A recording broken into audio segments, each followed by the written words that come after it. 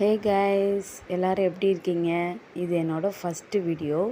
இன்றைக்கி நாங்கள் எங்கே கிளம்பியிருக்கோன்னா எங்கள் அம்மா வீட்டுக்கு தான் கிளம்பியிருக்கோம். அங்கே எங்கள் அம்மாவை போய் பார்த்துட்டு வரலான்னு சொல்லிட்டு தான் கிளம்பிப்போம். ஓகே கைஸ், நாங்கள் கிளம்பிட்டு அங்கே ஸ்பெஷலாக ஒன்று பண்ண போகிறோம். அது என்னன்னு பார்க்கலாம். குக்கிங் தான். அது எல்லாருக்கும் மோஸ்ட்லி பிடிச்சது தான். இப்போ நாங்கள் வண்டியில் போயிட்டுருக்கோம். கொஞ்ச நேரத்தில் போயிடுவாங்க.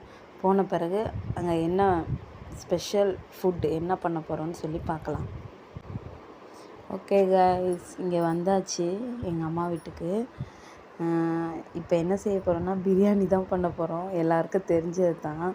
ஆமாம், இப்போ அதுக்கு வந்து நாங்கள் வெஜிடபிள்ஸ் எல்லாம் பிரியாணினாலே வேறு லெவலாக இருக்கும். எல்லாருக்கும் அதான் ரொம்ப பிடிக்கும். ஆமாம், அதனால் சரி நம்ம பிரியாணி செய்யலான்னு சொல்லிட்டு செய்ய ஆரம்பிச்சிட்டோம். அதுக்கு வெஜிடபிள்ஸ் நான் தான் கட் பண்ணுறேன். ஆமாம், என் ஹஸ்பண்ட் தான் பிரியாணி செய்வார். ரொம்ப சூப்பராக செய்வார்.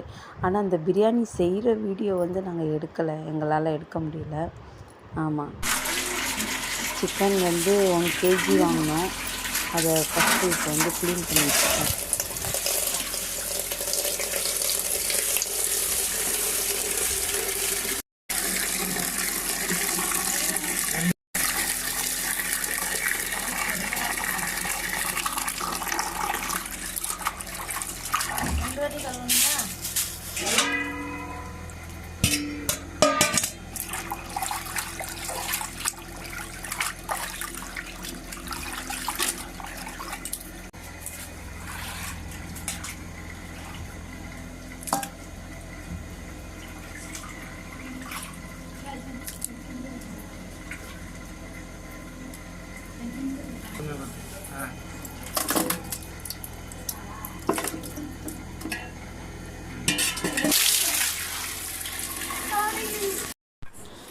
இங்கே தான் அடுப்பு செட் பண்ணி நாங்கள் பிரியாணி செஞ்சோம்.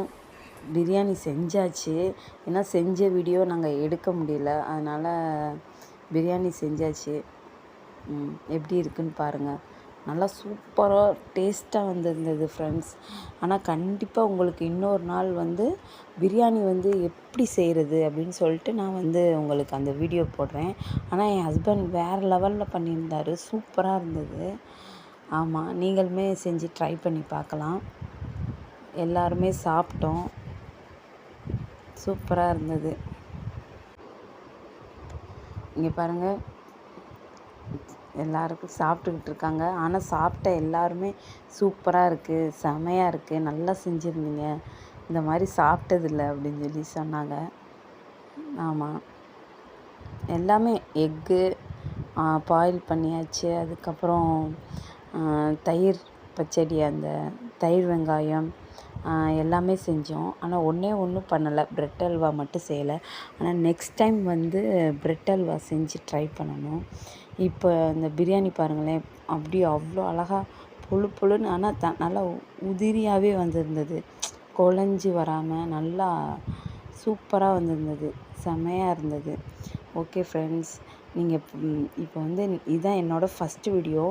இந்த நிறையா விலாக்ஸ் வீடியோ நான் நிறையா போடுவேன். நீங்கள் இந்த சேனலை சப்ஸ்கிரைப் பண்ணுங்கள். ஆமாம், ஓகே ஃப்ரெண்ட்ஸ், நெக்ஸ்ட் வீடியோவில் பார்க்கலாம்.